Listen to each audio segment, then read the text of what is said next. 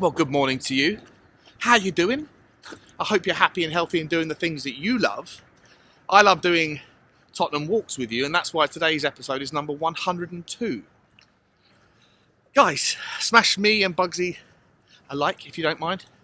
Smash a subscribe button, smash a notification bell, and smash a comment. Let me know your thoughts on today's topics here at the Spurs Talk Show. Guys, Jed Spence is the first name out of the list today. It's an ongoing saga with this kid. Why isn't he being played? Should he be being played? Should we have signed him? Who signed him really? What's Conte's rationale for keeping him on the bench? Free Spence! Well, maybe we are going to free him, but not in the way that most people would probably hope. Rumours today that he's going to be let out on loan, or Tottenham are open to letting him go on loan, according to the Times Sport. And the journalist there says that front of the queue is a team that wanted to buy him originally, and that Tottenham won the battle, and that is West Ham United. It's an interesting one. The benefits of letting him out on loan, I guess, are to catch him up with competitive football at the level that we need him to be competent at. West Ham United are crying out for a, swashbuckling right back, so it makes sense in that regard. Tottenham and West Ham aren't exactly, we'd say, friendly. It's very rare that you'll have historically seen Tottenham and West Ham players go in one direction or the other, so it'll be unusual. But if it helps Jed Spence get caught up to speed, then I think that there's some value in it if Conte deems him surplus to requirements, which, for all intents and purposes, it does, right? I think he's probably played less than 5 minutes of Premier League football, maybe less than 10 minutes, I'm not sure, and 15, 20 minutes of a cup game that we were already 2-0 down in when he came on. For whatever reason, Conte decides that he prefers Emerson and Doherty, so we send him out. He doesn't have to leave his home. He can stay in London. West Ham aren't exactly a threat to Tottenham, like in the league. And maybe you can put a clause in there that says he doesn't play against us when we take West Ham back to Tottenham Stadium later on this season, etc. So there's lots of merit to it, apart from the fact that West Ham don't really play with a back three or a wing-back system. They play with a 4-2-3-1 method most of the time. And so he'll be learning a right-back role rather than the right wing-back role, which again isn't, I guess, ideal. But I'd rather him get minutes than waste away on the bench. And West Ham are, a decent team that play attractive football. I know they're struggling this year, but I think he could, really benefit from it. What are your thoughts? Let me know. I would say, if we are going to look for a team, if the reason why we would say no, other than the fact that there's not necessarily a fantastic relationship between Tottenham and West Ham, is because he's not going to learn the right wing-back role, then you're forced to find a team that plays a 3-4-3 or a 3-5-2. And as I've said to you many times, I think that's probably only about 20% of teams that play that kind of wing-back system. How many of them are in the Premier League? I don't know. 2, 3? There's really not many, is there? And whether or not those teams need a wing-back, I don't know. But for me, I don't think that should be necessarily the reason to preclude a transfer or a loan deal away. I think it's more important that he gets some competitive minutes against Premier League opposition and hope that he'll be ready for next season. But we shall see. Let me know, guys, are you comfortable with him going on loan on the understanding that he doesn't play against Tottenham and that he'll get those minutes, or would you rather him stay and fight for his place? Or have you given up on any kind of hope of Conte realistically giving him minutes? Because if he didn't do it in the Carabao Cup against the team he used to play against from the start, then he's not going to do it in the Champions League.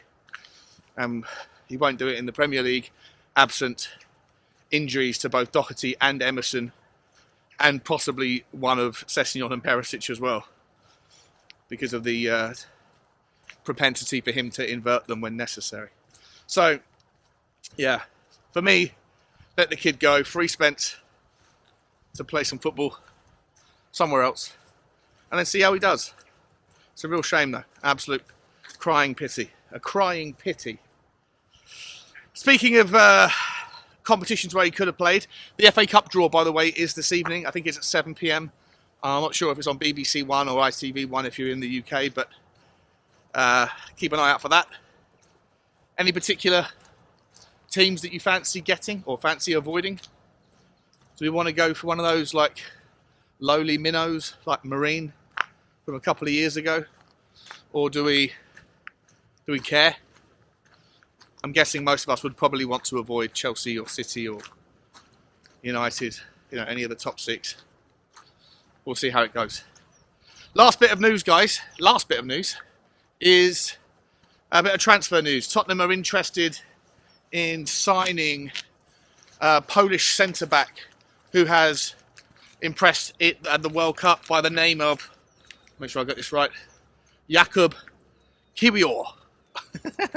So, I didn't know anything about this guy. He plays for Spezia in Italy, Serie A. Before then, he played for Zilnia, and in Poland, I think that is. And listen, I had to spend half an hour this morning, 45 minutes, looking on Y-Scout. The Y-Scout tool is excellent because it doesn't just show your highlight reels like you'd see on YouTube.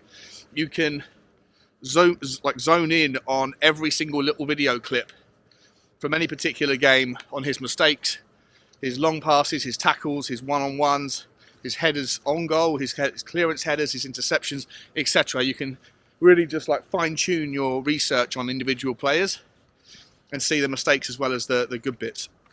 And I looked him up. He's 22 years old, 6'3", I think. Plays at the heart of the Polish defence. Has done very well in the World Cup. And I was like, well, that doesn't mean anything. There's 2 games. Should we see what he's done in... let's see what he's done in the Serie A. And let's see what he did before, right, in his previous teams. I've got to be honest, one thing that stands out about him is his distribution. His long balls are phenomenal. Like, he sits there, he can play in a back 4 or a back 3 in the middle. He also looks like he's played as like a DMC role as well at times, because he doesn't kind of sit. He almost sits in front of the back 3, but then kind of steps back in to being a central defender when they don't have the ball. So he's quite an advanced centre back.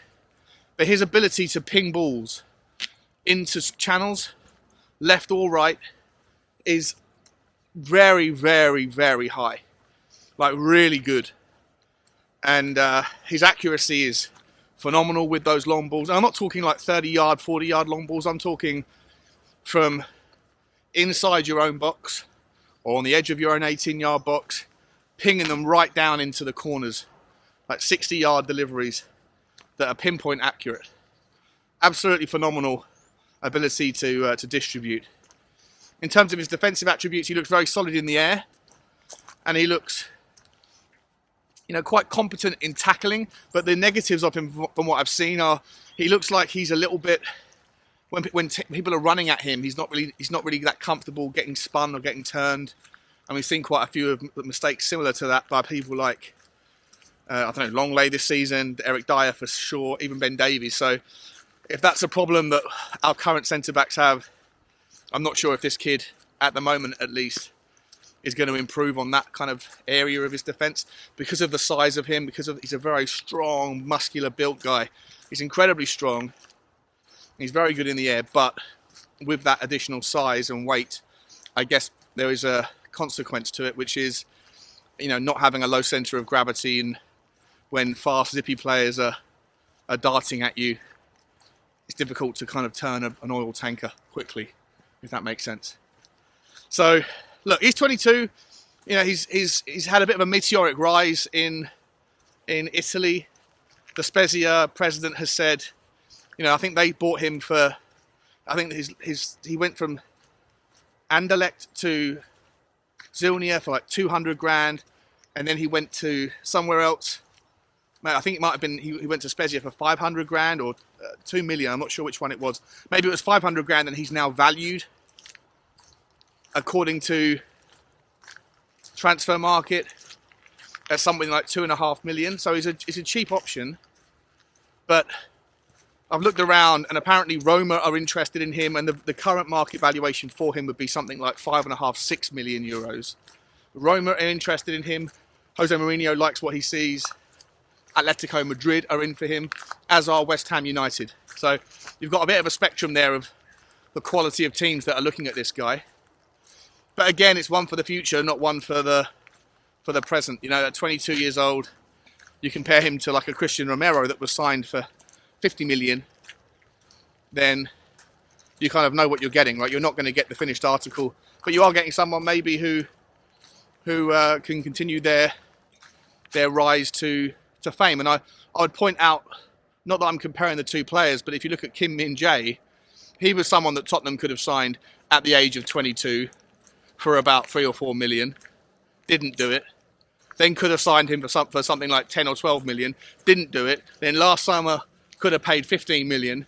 Didn't do it. And now, according to rumours, we're considering paying 50 million for him. And he's 26 now. So don't let the valuation put you off, I would say.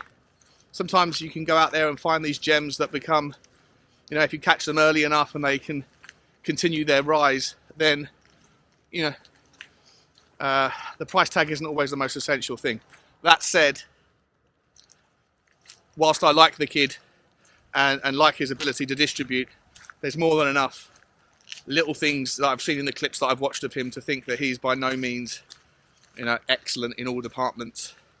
And, you know, I think that with the pace and the trickery of some of the top teams' forward lines these days, having a man mountain who is brilliant in aerial combats and can do lots of things very well, if they don't have that low centre of gravity and can be vulnerable when ran at, and I feel like that's a problem if you're playing against teams who have players who like to run at you, and most of the top teams have one or two of those players. So maybe it's not so important, maybe it's less relevant for a central centre-back than it is for a left or a right side of a three, but still something that I'd be keeping an eye on. I don't think there's anything much going to happen here, but there's lots of rumours saying that Tottenham are front of the queue, so I thought I would bring it to you guys. Do you guys know anything about this Kiwior? Have you followed his journey? Did you like what you saw from him in the Polish game? For me, again, not going to get my hopes up, because my hopes don't want to get up about this one. The player that I really like to see us get from the World Cup, who we were linked with last year and we didn't get, he stayed where he was that Milenkovic. I thought he was excellent performance in Serbia's game, and, you know, really looks like a player that does come in and improve Tottenham in the middle. Probably very similar in stature, size, build, strength as this kid Kiwior, but a little bit more experience and does it at a higher level week in, week out. He'll cost more money, but he won't break the bank money. And I really like him.